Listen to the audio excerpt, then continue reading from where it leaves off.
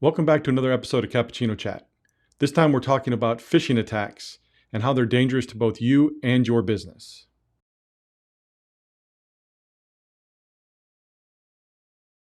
All right, so we're talking about phishing attacks today, but not the kind I'd like to be talking about. So I'm not talking about, the big fish that got away.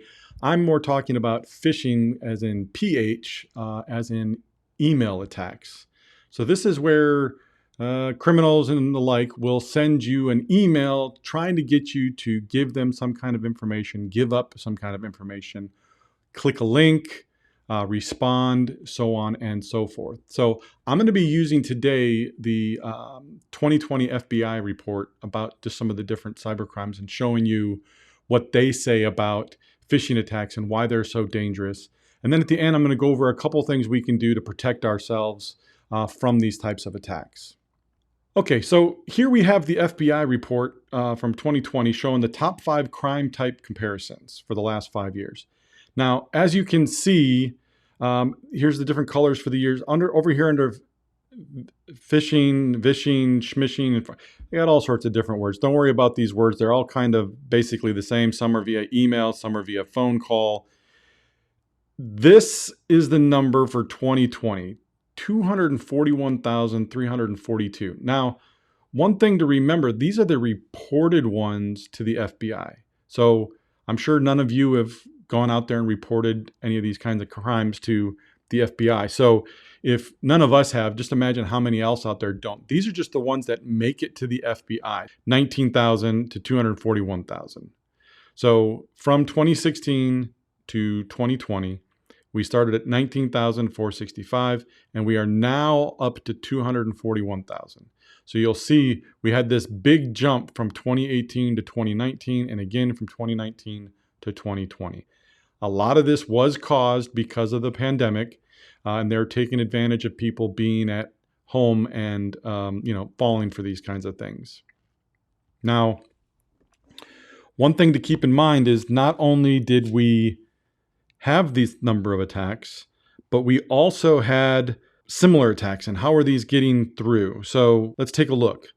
So inside the FBI report on page 14, it's more talking about ransomware, but this is where they really talk about the email phishing campaigns.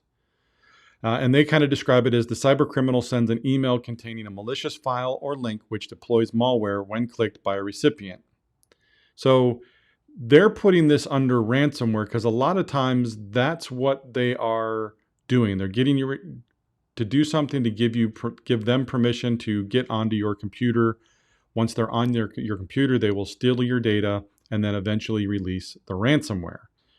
Things are changing with this a lot from what we're seeing as well. So what we're seeing is not only are they taking over your computer, they're also getting into your email and going after all your contacts. So they're expanding their reach. They're using all of us to reach more people. So when people say, I'm too small, no one's trying to get my data or attack me, you're correct. They're not specifically going to, but when they find you, they are going to take advantage and try to get you to do something for them to now become one of their attack victims. So they're getting in, they're releasing this and going from there. So this can be very bad. One, they're getting a hold of your data once they're getting on your machine. Two, they're using you and they may even hijack your email account, which is actually called another acronym, and I apologize for that. We like to do that in the industry. They're called BEC attacks, and it's business email compromise attacks. So this is where they're going to actually take over your email account, not just spoof your email address or your name and say it's from you when it's really not from you. This is where they're actually going to take over your Office 365 or Google account and actually send out email from you and then read your email, make it so that you don't know that you got new email. They're very sneaky. That's why two-factor authentication for your email is now a must. Let me repeat that. Two-factor authentication for your email is now a must. It will stop a lot of these attacks and most of these attacks from happening where they take over your email account and then spread to others.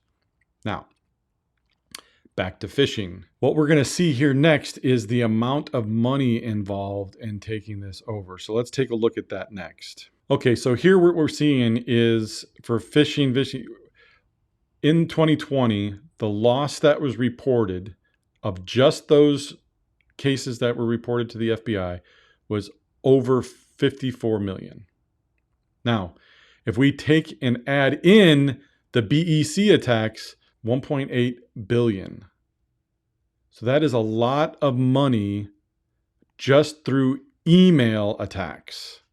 So it's very important to protect your email. Again, I'm going to repeat it. Two-factor authentication is a must for your email nowadays. It's not enough just to have, basic antivirus and things on your computer. You need to have additional protections now. Let me show you another highlight by state. So what you can see here is top highlights from states.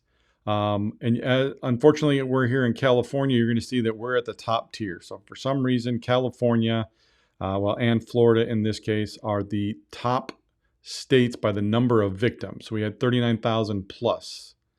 But as you'll notice, only California for the high dollar amount for the losses, right? So California, there's something about California where we seem to be under attack more than other states, as far as at least it's being reported by the FBI. So we need to be careful. So let's get into some different things that we can do to protect ourselves. All right. So to protect ourselves, first, some of the basic stuff that we can do is just educate. So we want to make sure we talk to our employees and just educate them on email etiquette, if you will. Now, there are also some very good online training that can be done. We offer that to our clients. If you're interested, please reach out. But otherwise, some basic education, just meeting with your employees periodically to go over and let them know how to spot these different things. Again, let them know, hey, if you ever get a request for a wire transfer, we don't do wire transfers. You kind of know it's fake. If you get a request for purchasing gift cards or anything like that and sending those out, we don't do those kinds of things. You're going to know it's a fake. How to spot a fake email, right? So hover over the link in your email, and at the bottom of the email, kind of like in the very bottom ribbon, if you will, of that email message, it'll actually show you what the link points to. If it doesn't match what they're doing, then it's redirecting you somewhere. You need to be very careful with those. Another thing you can let your employees know is, again, be careful when you're clicking on different links. Kind of spot things from different people. So for instance, if you get a email from, let's say me, right? So saying, hey, check out this funny cat video online. I thought you'd get a kick out of watching it. Well, if you know me, you're going to know that I'm not going to send you a funny cat video. So anything that seems out of ordinary, even the way somebody writes an email or just kind of speaks within the email, if it seems out of character, it probably is. So what I recommend you do in those cases is don't reply to that email. One thing you can do is start a new email if you want, but if they are a victim of that BEC attack, so that business email compromise, they have control of the email. So this happened once to a client of ours, and I responded by opening a brand new email saying, hey, is this really something you meant to send me? And they replied back, yes, you just need to open it. It is from me, which was very out of character for this person that happened on. So I immediately then picked up the phone and called them, and lo and behold, yes, their account was compromised. They got in and took over their account. So that's the other thing you can do, is always pick up the phone and call the person. They may not know it yet. Don't assume that, oh, it's a fake email. I know it's a fake, even though it says it's coming from my friend.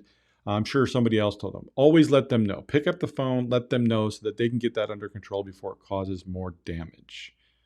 All right, so number one was education. Number two is putting on some additional controls to your email, so some filters. So we basically all have some kind of basic spam filter built in. Office 365 has one. They're all pretty good. They're not the greatest for certain types of attacks. You can add on third party or even into, for instance, Microsoft Office 365. They call it their advanced threat protection. These are some additional layers to kind of search through and watch for different things. So that's another piece you can do to protect yourself. But the best bang for the buck is educating your employees on how to spot these things and just lay out some ground rules. Hey, I'm never going to ask you to wire transfer any money on behalf of the company. I'm never going to ask you to send gift cards. Don't, watch out for these kinds of emails and things like that. That's the best kind of education you can have, is just talking to your employees about stuff. We probably all periodically train our employees on different core applications that we use and how to use them. And when a new update comes out, we get training. But how often do we talk to them about cybersecurity and making sure they understand what they should and shouldn't do? Don't make the mistake of thinking that your employees are highly intelligent, which I'm sure they are, but that they'll never fall for any of these kind of scams. These scams are getting very good. These guys are buying up fake domains that look almost identical to the real thing. For instance, Lowe's, right? The hardware store, the hardware person like Home Depot, spelled with an L, OWES. Well, imagine you can buy the domain name Lowe's.com, but spelled with a 1 instead of an L. First glance, it's going to look just like that lowercase L if somebody sent the link. But now I can get them to come in. They designed the website to look identical to the Lowe's site, and you would not know it's not that site. So this is happening for banking websites and the such. They're buying fake domains that look almost identical if you were to just glance at it. We're all super busy in our day. When it comes time for certain things, we're just going to be like, okay, perfect. I'm going to click here, take care of it. Or during the holidays, if I sent you an Amazon email saying, hey, your package, there's an issue with your package, it's not going to be delivered in time unless you click here and verify your account. Middle of the holidays, everyone's busy, stressed out with getting stuff. We're going to click that link. Be careful. All right, as always, if you have any questions on this, like more information, please feel free to reach out to us.